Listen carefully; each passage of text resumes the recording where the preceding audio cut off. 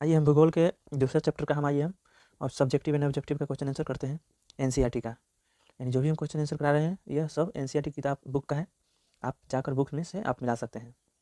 आइए हम पहला क्वेश्चन करते हैं ऑब्जेक्टिव। चैप्टर का नाम क्या है? पार्ट टू है यह। तो विश्व जनसंख्या वितरण, घनत्व और वृद्धि। पहला क्वेश्चन क्या है हमारा? दिए गए 4 विकल्पों में से आपको एक सही उत्तर चुनना है। पहला क्वेश्चन है निम्नलिखित में से किस महाद्वीप में जनसंख्या की वृद्धि सबसे अधिक है? तो इसका आंसर हो जाएगा हो जाएगा, यानी एशिया। दूसरा नंबर क्वेश्चन है निम्नलिखित में से कौन सा विरल आबादी का क्षेत्र नहीं है? तो इसका आंसर हो जाएगा हो जाएगा दक्षिण पूर्वी एशिया। दूसरा नंबर क्वेश्चन है, तीसरा नंबर है निम्नलिखित में से कौन सा एक प्रतिकर्ष कारक नहीं है? तो इसका आंसर हो जाएगा यानी कि चिकित्सा शैक्षणिक सुविधाएं। चौथा नंबर क्वेश्चन है निम्नलिखित में से कौन सा एक तथ्य सही नहीं है? इसका आंसर हो जाएगा हो जाएगा, यानी जनसंख्या को 5 अरब से बढ़कर 6 अरब होने में 100 वर्ष लग गए। यह सही नहीं है। तो इस तरह से यह 4 भी ऑब्जेक्टिव क्वेश्चन हैं जो एनसीईआरटी में दिए हुए हैं, और हम अलग से भी इस पार्ट पर हम अलग से भी ऑब्जेक्टिव क्वेश्चन का हम करवा चुके हैं। तो आप वो वाला वीडियो जरूर देखिए जो अलग से कराया गया है। ये केवल एनसीईआरटी क्वेश्चन का है ऑब्जेक्टिव, और अलग से भी इस चैप्टर का ऑब्जेक्टिव कराया गया है। चलिए हम आते हैं अब लघु उत्तरीय प्रश्न में, यानी 30 वर्ड में इसको क्वेश्चन का आंसर देना है। 3 भौगोलिक कारकों का नाम बताइए जो जनसंख्या के वितरण को प्रभावित करते हैं। इसका आंसर हो जाएगा इस तरह से हो जाएगा। आप इसे कॉपी में नोट कर आप इसे लिख सकते हैं। हम इतना ज़्यादा लॉन्ग हो जाएगा क्योंकि हम सारे पढ़ेंगे तो क्या होगा, वीडियो लॉन्ग हो जाएगा, जिससे बहुत ज़्यादा लॉन्ग हो जाएगा।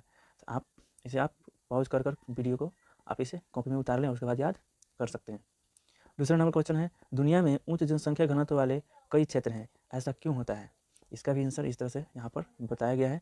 दुनिया के कुछ क्षेत्रों में उच्च जनसंख्या घनत्व वाले विभिन्न कारक हैं। पहला है खनिज जमा वाले क्षेत्र उद्योगों को आकर्षित करते हैं। खनन और औद्योगिक गतिविधियाँ रोजगार पैदा करती है, इसलिए कुशल और अर्धकुशल श्रमिक इन क्षेत्रों में जाते हैं और इन्हीं घनी आबादी वाले बताते हैं। बेहतर रोजगार के अवसर, शैक्षणिक और चिकित्सा सुविधाएं, परिवहन और संचार के बेहतर साधन प्रदान करते हैं। तो इस तरह से आप इसे कॉपी में नोट कर सकते हैं और याद कर सकते हैं। तीसरा नंबर क्वेश्चन हमारा है जनसंख्या परिवर्तन की 3 घटक क्या हैं? तो जनसंख्या परिवर्तन के 3 घटक क्या हैं? देखिए, पहला है जनसंख्या परिवर्तन के 3 घटक हैं। पहला है जन्म दर, है ना। जन्म दर 1 वर्ष में प्रति 1000 जनसंख्या पर जीवित जन्मों की कुल संख्या है। मृत्यु दर क्या है? यह एक विशेष जनसंख्या में होने वाली मौतों की संख्या का माप है। तो इस तरह से आप इसको भी आप नोट कर सकते हैं और अपनी कॉपी में और बाद में याद कर सकते हैं। तीसरा नंबर क्वेश्चन है अंतर स्पष्ट करना है। पहला है जन्म दर और मृत्यु दर में। दूसरा है प्रवास के प्रतिकर्ष कारक और अपकर्ष कारक में अंतर।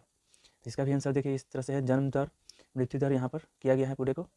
तो आप इसे नोट डाउन कीजिए और आप उसके बाद कॉपी में याद कीजिए।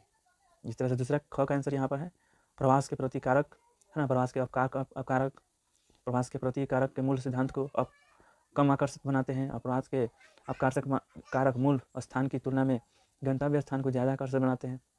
इस तरह से इसका आंसर हो गया। अगला आते हैं दीर्घ उत्तरीय प्रश्न है जो 150 शब्दों में इसका उत्तर देना है। पहला है दुनिया में जनसंख्या के वितरण और घनत्व को प्रभावित करने वाले कारक पर चर्चा करें। इस तरह से दुनिया में जनसंख्या के वितरण और घनत्व को प्रभावित करने वाले कारक कौन कौन है? भौगोलिक कारक हैं, पानी की उपलब्धता है, लोग उन क्षेत्रों में रहना पसंद करते हैं जहाँ ताज़ा पानी आसानी से उपलब्ध है। पानी का उपयोग पीने, स्नान करने, खाना पकाने इत्यादि में किया जाता है। मवेशियों, फलों, उद्योगों इत्यादि के लिए भी बहुत जरूरी है। इस प्रकार नदी घाटियाँ दुनिया के सबसे घनी आबादी वाले क्षेत्रों में होते हैं। इस तरह से इसे भी आप शॉर्ट में आप कॉपी में नोट डाउन कर लीजिए और इसे आप याद कर लीजिए, जो 150 वर्ड में होना चाहिए। दूसरा नंबर क्वेश्चन है जनसांख्यिकीय संक्रमण के 3 चरणों की चर्चा कीजिए, है ना। इसको लीजिए, आप हमको कुछ टाइम तक देखते हैं ताकि आपको याद करने में आसानी होगा। इस तरह से आप नोट डाउन कर सकते हैं।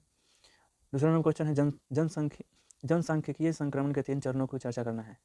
इस तरह से जनसांख्यिकीय संक्रमण के 3 चरण है। पहला चरण है इसकी उच्च प्रजनन क्षमता और उच्च मृत्यु दर है, क्योंकि लोग महामारी और चर खाद्य आपूर्ति के कारण होने वाली मौतों की भरपाई के लिए अधिक प्रजनन करते हैं। जनसंख्या धीमी है, वृद्धि धीमी है और अधिकांश लोग कृषि में लगे हुए हैं, जहाँ बड़े परिवार एक संपत्ति है। जीवन प्रत्याशा कम है और लोग ज़्यादा अनपढ़ हैं और प्रौद्योगिकी के निम्न स्तर हैं। इस तरह से आप इसे भी नोट डाउन कर आप कॉपी में याद कर सकते हैं, है ना। चलिए हम मिलते हैं अगले क्वेश्चन की ओर, है ना। इस तरह से आप हमारे इस वीडियो को डाउनलोड कर या पॉज कर उतार सकते हैं। अगर इसी तरह की आप वीडियो चाहते हैं तो हमारे इस चैनल को सब्सक्राइब कर लीजिए। अगर आपको वीडियो अच्छा लग रहा है आप इसे लाइक ज़रूर